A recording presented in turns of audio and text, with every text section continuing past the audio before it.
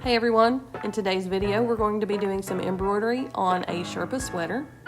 Here you can see that I'm choosing the design that I'd like to stitch. I'm tapping set, and then I'm going to use the stamp tool.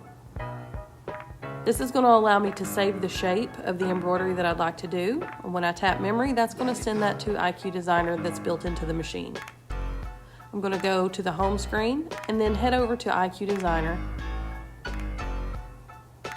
From here, we're going to go to the Shapes key and then to the Stamp tool to find the shape of the outline that we just saved. Select the one that you want and tap OK. Next, we need to add stitching to the inside of that shape, so we're going to go to the Fill Stitch section, choose the color thread that you'd like to use, and tap OK. Next step is to make the changes to that stitch, so we're going to add those stitches into the inside of the shape. Then we need to make sure that there is no outline stitching. So we're going to go into the line properties and select the do not sew option. Now I'm just going to verify that that change has been made. And then we're going to move on to the next screen.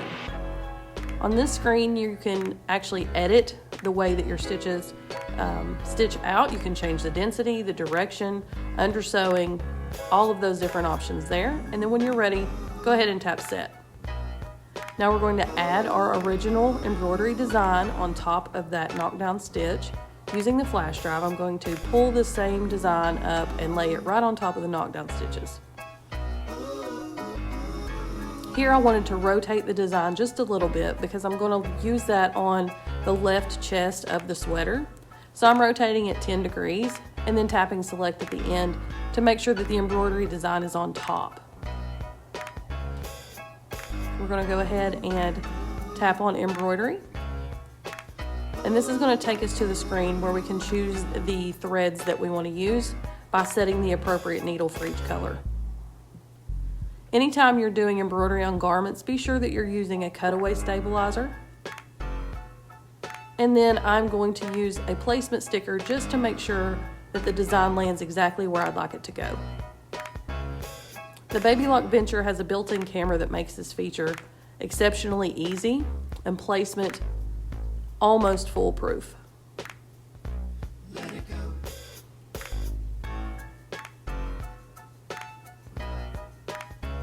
So we're going to go back and select the scan feature so that it can find and detect that sticker.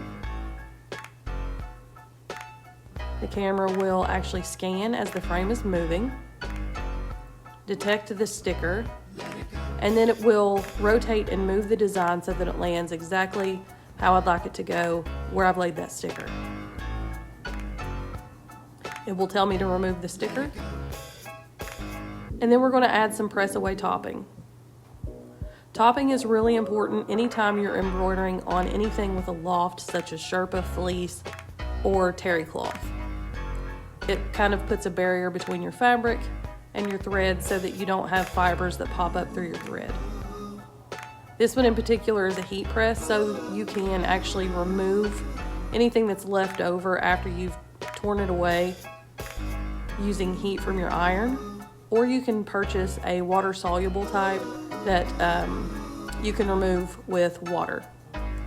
Here you can see the machine is just stitching through the knockdown stitches, and don't worry about the little pucker that it leaves there. There's plenty of embroidery that goes on top of those knockdown stitches that makes that lay down really nice and flat.